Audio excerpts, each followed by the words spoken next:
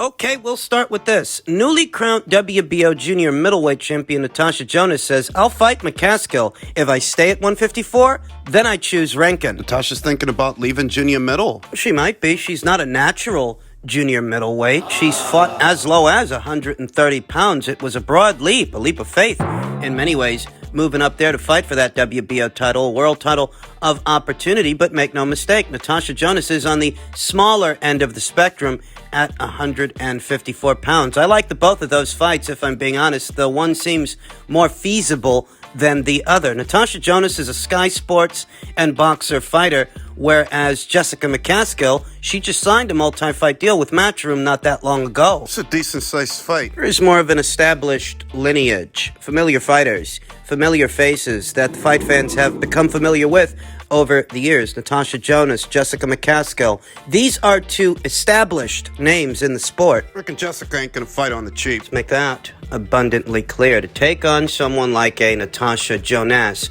on Sky Sports, as opposed to Matchroom, as opposed to fighting on DAZN. You want her to afford you an opportunity at those belts. All the marbles, the undisputed welterweight crown. You want her to cross over from her side of things to your side of things. I'd wager that Jessica and Rick Ramos, Against an established name like Natasha Jonas? having an established name herself, Rick and Jessica, I'd wager they're going to want something substantial for a fight like that. They're not going to fight on the cheap. That's why I view a Rankin junior middleweight unification match as a less expensive alternative to a Jessica McCaskill welterweight undisputed showdown. Rankin, whose next fight was originally scheduled for the Braehead Arena, but she will now headline the Hydro, Scotland's finest venue, due to demand. A move indicative of Rankin's popularity, the growth of women's boxing, and a thriving Scottish boxing scene. That's set to go down very soon at the Hydro over there in Scotland. Rankin is going to be making her first defense as this division's WBA champion against Mexico's own Phoenix Ayala. I like the both of those fights, but I think Jonas versus Rankin is more doable than Jonas versus McCaskill. I think a few things. I think that Jonas versus McCaskill is a bigger fight in many ways than Jonas versus Rankin is. Because Jonas versus McCaskill is for all the marbles. 147 pounds welterweight, that really would be a more optimal weight for Natasha Jonas than 154 pounds junior middleweight. She really is pushing it up there.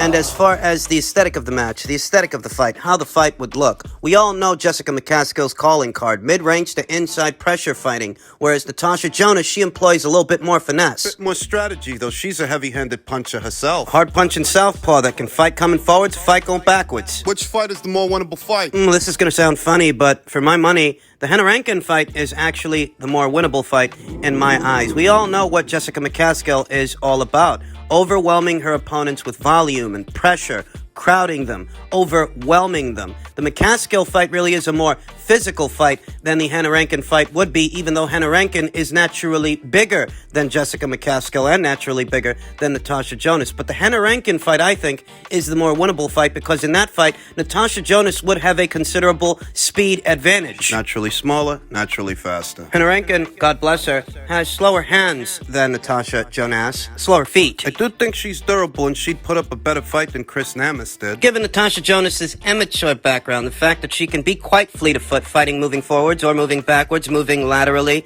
that's a fight where I think Natasha Jonas would pick off Rankin one shot at a time. Sharpshoot. It's going to sound funny, but I think the more physically taxing fight would be the fight with the smaller fighter. The smaller fighter in this situation would be Jessica McCaskill as opposed to Rankin. With Jessica, you know she's going to come forward. You know she's going to crowd you. You know she's going to make it rough and tumble. It is a more physical fight with Jessica than it is with Hannah. And I like either fight, but I think the Rankin fight is actually more doable. Hannah, who's going to be in action in her native Scotland May 13th in defense of her newly obtained WBA title. Beyond that, I actually expect to see Jonas versus Rankin. More than I'm expecting to see Jonas versus McCaskill. Like I said, I'm okay with either fight.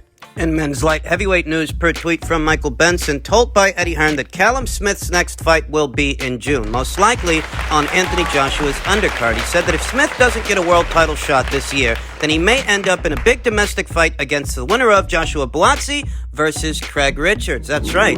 This news is coming on the heels of that news, that big domestic clash over there in the United Kingdom. This is why it's important to develop a grassroots following. This is why it's important to crawl before you walk. Try and understand that Joshua Buatsi versus Craig Richards is a great fight. It's a great fight, by the way, but it's also a fight that isn't for a world title. And yet, the fight itself is still appealing. For those that are familiar with these two fighters, these two light heavyweights. Even more appealing to those fight fans over there in the United Kingdom. This is why it's important to develop a grassroots following from the ground up instead of trying to take shortcuts and ride the next guy's wave, name dropping, name association, and all of that crap. This is a decent sized fight over there in the United Kingdom, and it's not even for an alphabet title, a full-fledged world title, yet the fight is still a very intriguing fight. I think this is a lost start in the United States. To some degree it is. There aren't that many fighters here stateside that can move tickets, really move tickets. Now, to some degree, Gervonta Davis, he can. Those of you out there that follow this channel will know that I've been very, and I mean very critical of Gervonta Davis's matchmaking over the years. Though in the realm of ticket sales, the kid's good for at least 14,000, maybe 15,000 tickets. Yeah, he can sell some tickets. He has a following. The disconnect, however, is when Leonard Ellerbe says that this kid hails the moon and the stars and he's the next big thing. He's a big pay-per-view attraction. The disconnect is when you don't see anybody calling Joshua Buatsi or Craig Richards superstars the way Leonard Ellerbe does with Gervonta Davis. And that's the disconnect. That's the difference. There's not as much hyperbole, and for what it's worth, this fight is a more interesting fight for my money than any of the fights Gervonta Davis has been in and will be in. He's fighting Rolly Romero, for God's sake. This fight is a shining example of how having a grassroots following at the local level. You can still make money and still be in an intriguing fight, even if you're not fighting for a title. All the alphabet titles at light heavyweight are tied up right now between Joe Smith Jr., that division's reigning WBO champion, and Artur Beterbiev, the WBC and IBF light heavyweight champion. Meanwhile, on the matchroom side of things,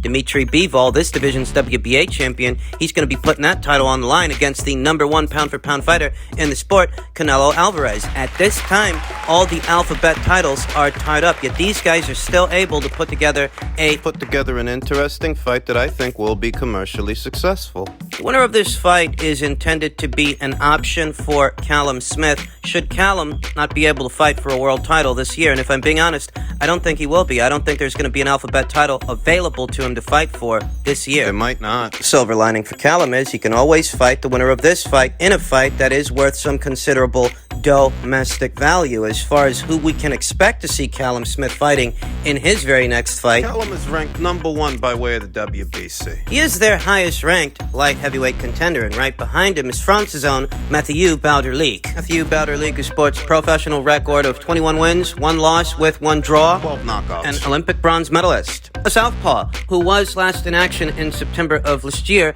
against the very familiar face Igor McCaskill. Not that familiar. Mathieu is right behind Callum Smith in the WBC's ranked standings. If it's not Mathieu he ends up fighting in June, well, I don't think it's going to be Anthony Yard, one of Frank Warren's boys. Joshua Buatsi, he's spoken for. There is Germany's own Dominic Bosel. Sports professional record of 32 wins, 2 losses with 1 draw. 12 knockouts, and he himself has been knocked out 2 times. He's been stopped twice in his professional career. I'd wager that Mathieu Bauderlique or Dominic Bosel, those are likely the 2 guys that Callum Smith might end up fighting. At least more likely than Anthony Yard and Joshua Buatsi in his next fight. No, his next fight's supposed to be in June. Behind Dominic Bosel is his countryman, Robin Krasnicki, who actually fought Dominic Bosel 2 times. They're 1-1 with each other. In their first meeting, Robin knocked out Dominic, whereas in their second meeting, which just so happens to be Dominic Bosel's last fight, Dominic won a decision over Robin Krasnicki. Behind Robin Krasnicki is American Olympian Marcus Brown. Marcus Brown, who was stopped by Artur Beterbiev, this division's unified champion,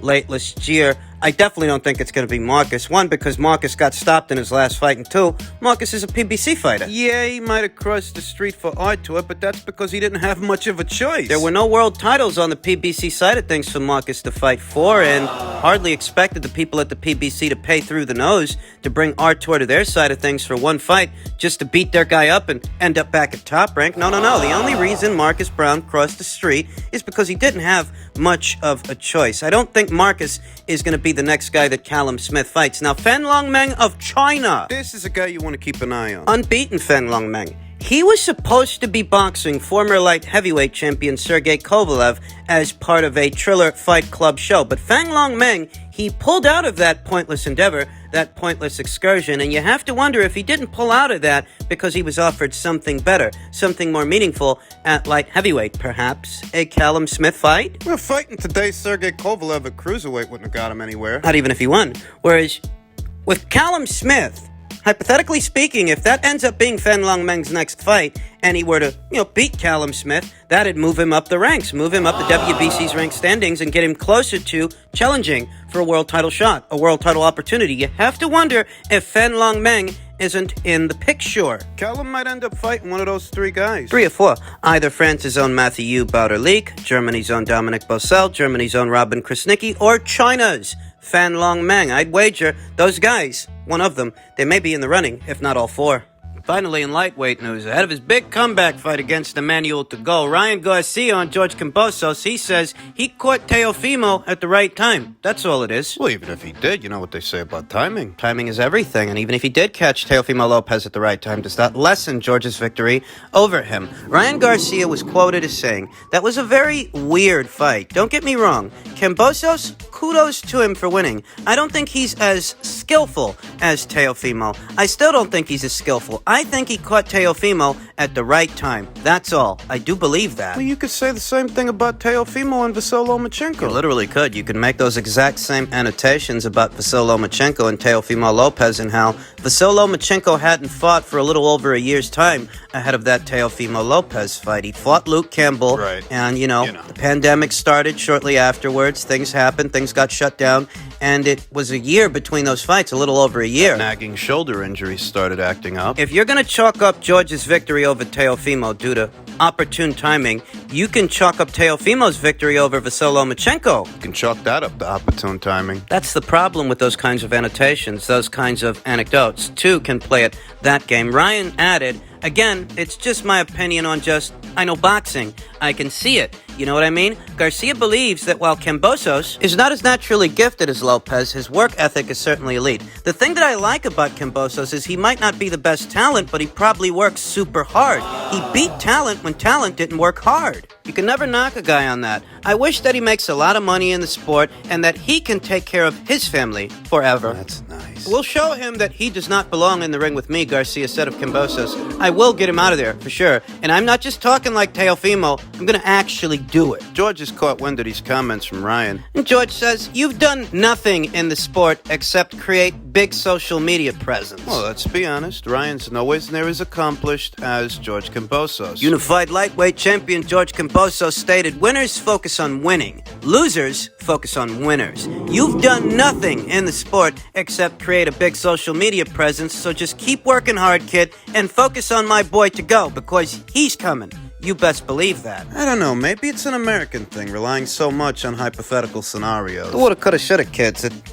George, he's not as talented as Teofimo. He just happened to catch him at the right time, though we could say the exact same thing about Teofimo and Vasyl Lomachenko. While we're on the subject. And maybe we should just give credit where the credit is due and take these victories at face value. Both things can be true. Timing might actually have something to do with why those fights worked out the way they worked out, but hey, it's just like in a boxing match. Timing is everything. Even if it's not everything, it's pretty goddamn important, let's put it that way. And there's no reason to belittle or berate George Kambosos' victory over Teofimo Lopez, citing timing as the reason, when the only reason Lopez became a champion was due to timing and opportunity, extenuating circumstances. Imagine it's your George Kambosos and you got a little peacock like Ryan saying you're not talented. A guy who stepped up in class against Luke Campbell and got dropped, a guy who subsequently afterwards had a Mariah Carey movement, a little nervous breakdown, a little anxiety attack, and he wants to tell you that the guy you beat's more talented than you are. You only beat him because it happened at the right time. Imagine you're George Kambosos and you've spent the last couple of years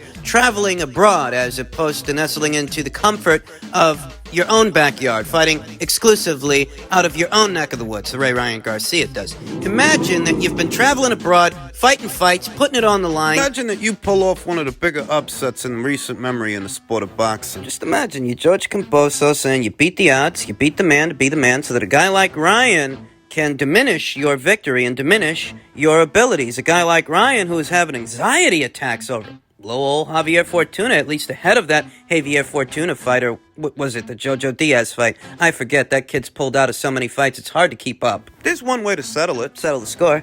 You don't think that George Kambosos is talented. If you think the only reason he stands here today as this division's unified champion is due to opportune timing, if that's what you think, that's what you really think, why don't you get your passport out, jump on a plane after that to go fight, and see about fighting George Kambosos in his neck of the woods. Show us how talented he ain't, based on how talented you are. Oh, that's assuming Emmanuel doesn't knock Ryan's block off. I don't got a lot of patience for Ryan Garcia. I don't.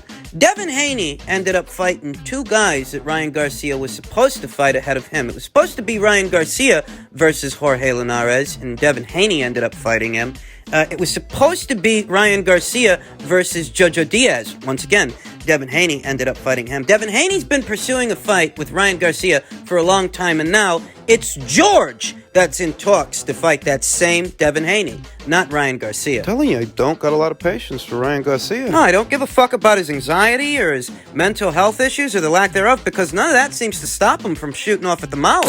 He's letting everybody else do all the heavy lifting. George is in talks to fight Devin, where Ryan could have fought him whenever he wanted. He could have fought him a long time ago. He's letting everybody else do all the heavy lifting. That's what I see. Assuming Ryan makes it past Emmanuel to go, and most people, they are picking him to. Assuming he makes it past that guy, and let's say, I don't know, Haney versus Kambosos don't materialize. Will Ryan Garcia and his team make it their business to face either one of those two guys? If they do fight, will Ryan make it his business to fight the winner? If George Kambosos and Devin Haney lock horns in their very next fight, regardless of who the winner is, will Ryan, for all of his talk, will Ryan make it his business to take on the winner of that fight? That's the question, because if he's not going to take on the winner of that fight... I don't give a shit about his mental health issues. I don't give a shit about any of that. The moment he decides to criticize others, he leaves himself open to criticism. That's how that works.